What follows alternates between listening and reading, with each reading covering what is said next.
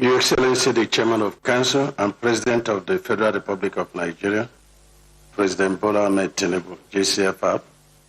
Your Excellency, the Vice President, Senator Kashim, Shettima Kashim. Your Excellencies, the leadership of National Assembly, my colleagues, cabinet members, the family of our late President. This is a tribute to our late President, President Muhammadu Buhari, GCFR. It was a moment of unbelief to me when on Monday, 14th of July, 2025, the news made rounds that former President Muhammadu Buhari had died on Sunday, 13th of July, 2025. And this continued until our dear President officially released the news. The first thing that came to my mind was the mystery of the journey of life. Late President Muhammadu Buhari lived a selfless life. He believed and he worked for the oneness of Nigeria. From a disciplined soldier who rose through the ranks of the Nigerian army to serve in many capacities as military governor, military head of state, and to a democratically elected two-term president of the Federal Republic of Nigeria. I had the privilege of serving as a state governor in those 8 years that he presided over the affairs of this country as the President and Commander-in-Chief of the Federal Republic of Nigeria. I can recount a number of unforgettable moments with him. One of such was the time I joined All Progressive Congress, the party. I was in PDP. And we had gone to see him, and it was a very trying moment, the time of NSAS. And when the acting national chairman was the governor of Yobe State, I went with Atiku Bagudu, was the then progressive chairman, or progressive chairman, governor's chairman. I went with His Excellency Badaru, and then his chief of staff, Professor Gambari. And after we saw a man so excited and so happy. And when we left him, he called back, Professor Gambari and said something to him. He said, "Today remains one of my happiest moments." And he asked him, "Why, sir?" He said, "Because this has demonstrated that I have love for the entire country." And that was very, memorable, statement, for me. I also recall the time he came to commission projects in Ebonyi State.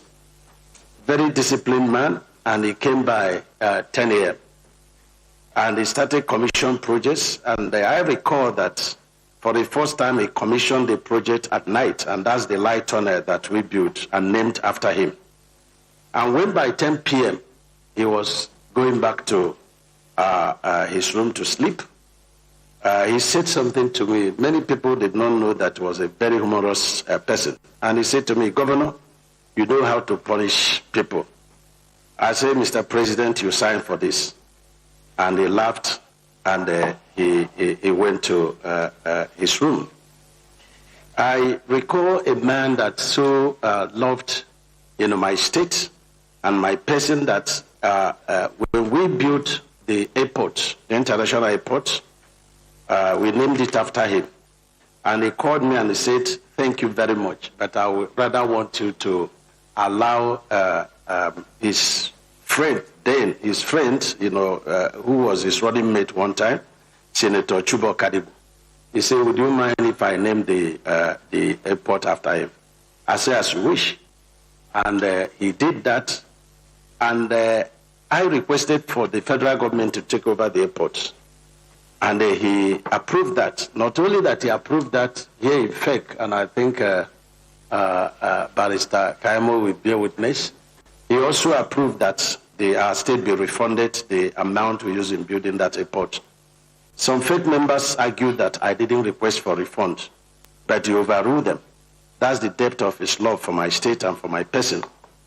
And when he was commissioning our university, he said to me, "This university and the equipment you have here, the state cannot manage it. I have to take it over." And he graciously took over the university and even attached a name to it. that I will remain very grateful for life for that honor. And let me also remember him, because without him, my present governor wouldn't have been governor, because all was set to change that process. But he called the then chairman of the APC and they warned that the state must be allowed to produce their candidates in APC. So let me recall that he was so fair and very supportive to all the governors, irrespective of party affiliations. He introduced the Anchor Borrowers scheme that helped our agriculture. He refunded Paris Club to governors, and he refunded federal projects done by states. I recall that when I left APC, I was badly fought, and I went to him and said, this particular governor, please don't give him the money, because the money was very huge. And he laughed. But to our very surprise, he released the money, and the APC governors became very much afraid. But he did that. He also introduced World Bank program on state fiscal responsibility, aimed at transparency of state affairs, budgeting process and procurement process. And we competed, and we won several millions of dollars, which helped states, like ours, to develop their infrastructure. Mr. Chairman, my condolences first go to you, our dear President Bola Ahmed Tinubu. God made you his destiny helper, his friend, and his brother. The whole country and beyond acknowledge the honor you accorded him in life and the decent burial you offered him in death. His burial was a great moment of emotional outpour and deep grief for you and our First Lady. No wonder Arise News captured that moment greatly and joined other Nigerians to appreciate you. I too say you are a good brother, indisputably a good friend of our late president. To the family he left, I pray God to grant you the strength and the fortitude during this period of mourning. To friends and associates, let us be consoled by the sweet legacy of his life that death cannot take away, and through which we will treasure his memory. To the governor and people of Katsina State, I say your help is in our God. My take about his life and his legacies is that while we live, let us live unto the Lord. And while we serve, let us serve with the fear of God. For life is only but a journey. May the soul of our departed leader and former president rest in perfect peace. Amen.